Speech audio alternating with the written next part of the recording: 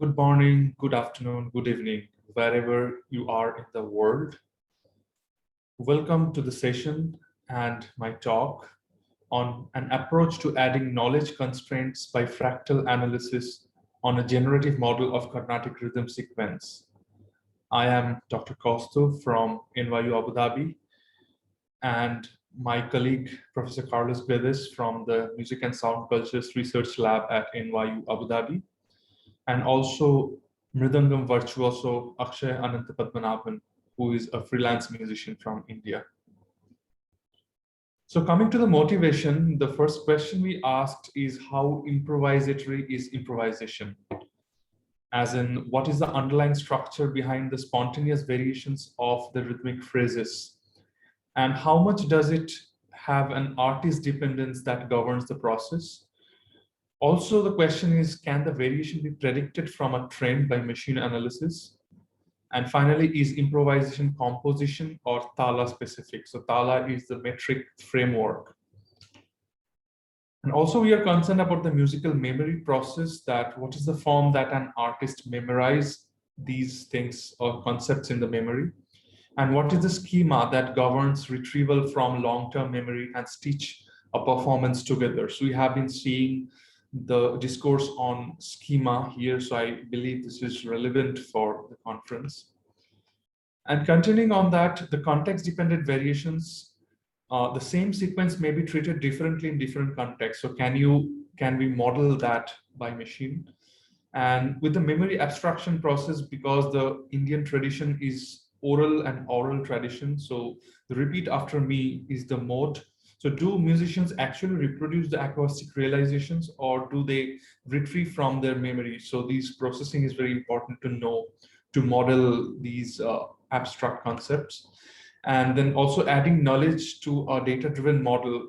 So there the top-down ethnographic studies become handy, which can be in collaboration with the bottom-up study by the artificial intelligence, generative music, what we do. And finally, machine-generated music to sound more natural is some criteria we're looking for. So maybe a better suprasegmental criteria like prosodic features would be relevant to model these. So the background that we are coming from is the generative music domain. So the general goals are basically to create tools for lay audiences to interact with musical styles beyond Western ones, and automatic generation of unlimited amount of data of training by training machine learning algorithms. And we have taken two different approaches. One is dictionary and the other is stroke-based grouping approaches. But that fails to capture long-term structure and grammar of this particular idiom. And that's successful only in capture local and short-term phrasing. So even though it's grammatically correct in short term, but the musical expectancy for a long-term sequence is not so good that we have been aiming at. So our aim here is to analyze the gestural differences of the same rhythmic pattern at different speeds through audio features and analysis. So our approach is as follows. So we conceive that the improvisation mechanism or the phenomenon can be modeled as a fractal, that a composition comprising a thematic pattern, when filled in with more syllables in the unit time, preserve the patterns of reference, which is kind of analogous to digital communication, where a low frequency thematic pattern is multiplexed with a high frequency syllable sequence, like a carrier and modulation signal. And the two underlying meters are observed. This is our hypothesis, one of the thematic pattern, and the other one is of rhythmic cycle. So that is the same composition on a different thala would sound different, even if the content is the same. So the computational model that could capture this one is the extract onsets of the frequency subbands, and the two underlying meters can be decomposed to a high and low frequency band. So which is kind of as follows. So if we extract subband onset strengths, so this is how the visualization looks, and we can extract onset of the frequency subbands. And as we can see two underlying meters from the decomposition based on high and low frequency components.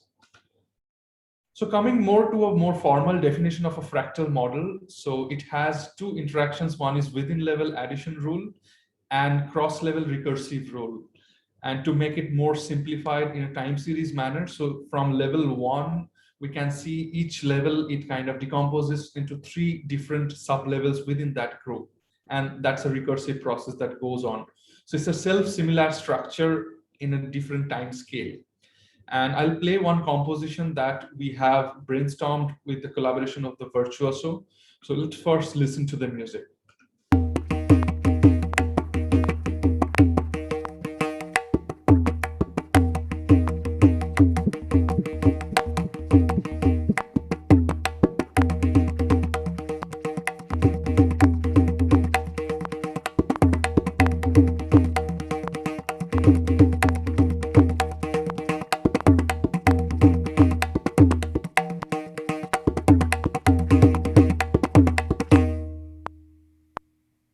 So you could see the basic meter was an 8-bit cycle called Aditala, but the frac pattern was a 3+5, but that went to a different speed when there were 2 visible different underlying meters available. One is the 3 and 5 pattern, but the other one is also the 4x4 pattern.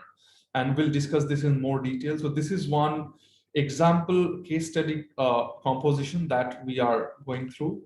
So the data collection was in conducting these was with collaboration with the performer, Mridangam virtuoso Akshay, who also happens to be a collaborator and co-author of this paper. So he was consulted to understanding how this artist strategizes these during performance.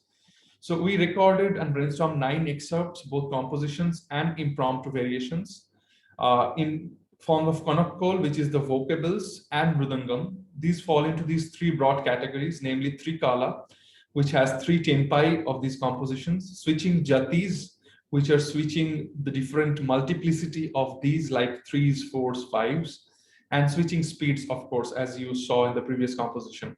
But all of them were adhering to the Aditala, the 8-bit cycle. And also the ground truth annotations were carried out by trained musicians for segmenting patterns and emphasis points.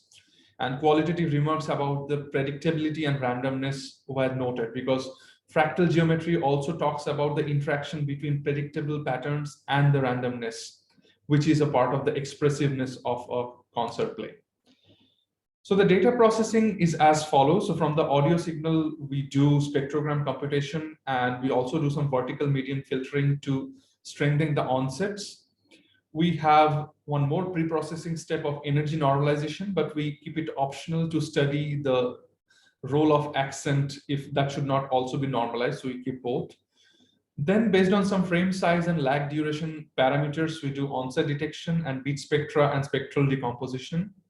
And then with certain kernel size, we do a similarity matrix computation, which I will come later. Why is that relevant? And then with certain resolution hyperparameter, we do some fractal dimensional computation and finally visualize with respect to these features. So the feature extraction broadly looks like these. It's an array of different features. And thanks to Sonic Visualizer and the VAMP plugins, mostly developed by the C4DM at Queen Mary in London. So I'll go through briefly the observations that we found relevant for this study. So this one is the derivative of the onset detection function, which shows time warp patterns as well as low frequency tatum pulses, indicating broad emphasis in the beat. So these are from the case study concert, that audio I played you before. Also, we did a discrete wavelet transform, because that is mostly popular for a multi-resolution time resolution analysis. So we used Haar wavelets to reveal bandwise intensity patterns and stroke groupings, and that is clearly visible at different bands. And also the theory of fractals say, or the theory of improvisation per se, they say that it's very much predictable that at what time the next event will occur, but what event will occur might be unpredictable. So that's the kind of pleasant surprise or the melodic rhythmic expectancy we look for. But with these Haar wavelet transforms, we can also group between different strokes. And so it's not only the time preciseness, but also what stroke is to be predicted can be analyzed with these discrete wavelet transforms. This is an allied representation of the similar one. This is a peak frequency spectrogram that captures the same pattern as before. And the blue single dimensional contour that you see shows the derivative of the bit spectral difference, which is indicative of the rhythmic grouping. So you can see small wave patterns that repeats at different points. And finally, the frame-wise bit spectra that shows the multiplexing of low frequency emphasis and high frequency metric events. So we kind of decompose the different rhythmic events happening at different frequencies, and this also is very much closely tied with the right and left hand multiplexing of the player. So where he's doing improvisation with a specific schema in mind. And this is a self-similarity matrix where the artist shifts to a faster pace while maintaining the same rhythmic pattern as you saw in the composition. So we can see these patterns of 3s and 5s, and that gets denser as the concert goes along with the horizontal axis, you can see. And a novelty computation with kernel convolution reveals that the self-repeating patterns also preserve the self pattern in a different time resolution. So if you zoom in into these small homogeneous blocks, the same pattern reveals itself at the closed time scale. So now discussing and summarizing all the points, there is a definite structure in improvisation that the artist varies, and that can be explained via musically informed features. And also there is dynamic mixture of predictable and unpredictable patterns, a property that can be summarized as expressiveness. Also the evidences for multi-fractal nature that we found, that multi-fractal analysis is designed to detect a signal, a dynamic fluctuations between predictable and unpredictable states of multiple time scales. So the discovered rhythmic motifs conform with the musician annotated patterns, so that is promising. And the deviations in beat intensity and duration contributes to the multi-fractality. So these are the precise dimensions that we found that the fractal model mostly conforms. So this is not a binary decision that this composition is fractal or non-fractal, but these are some of the dimensions that are being now closely investigated for this specific model of analysis. And our primary aim, as discussed before, was to incorporate domain knowledge to the data-driven computational generative model CaMel. That's a contribution of our research group for better long-term sequence handling. So that was the shortcoming as discussed before. And the outcomes of this ongoing work is promising. So it should resolve some of these issues with long-term sequences that conforms to musical expectancy. So we are kind of going hand in hand with both top-down and bottom-up processing. So summary and future direction. So with an intention to improving current state of CaMel, so we feel that adding suprasegmental features is promising towards handling long-term sequences. A parallel ethnographic research through interviewing musicians could be a good means to disprove or prove this hypothesis, as we conceive. And also we are planning to implement active learning features by involving human annotators. So it could be decomposed into more iterative study, where each stage after a machine learning approach, we do a intervention of human experts, and then in this loop, we improve the model as a whole. So the broad questions that we end with is, how does machine generated music sound more natural? Is it the dynamic accent? Is it more intuitive groupings or partitioning of the structure or components? Or is it a better language model? So we are also working on the co-articulation effects and the language model with Gestalt principle and other natural phenomena. And finally, how are acceptability and naturalness related? So something may be syntactically correct and it's acceptable as a grammatically correct rendition, but maybe the semantics is not so acceptable or not so sounding natural. So these are the long-term broad goals that we are aiming at. So here are some relevant references that is adhering to this work. And I acknowledge the funding, generous funding from NYU Abu Dhabi for this project and the collaborators and contributors for this work. Thank you. This is my contact details. Feel free to reach out to me for more details. That's all from my side. Hope to have questions from you. Thank you for your time and attention.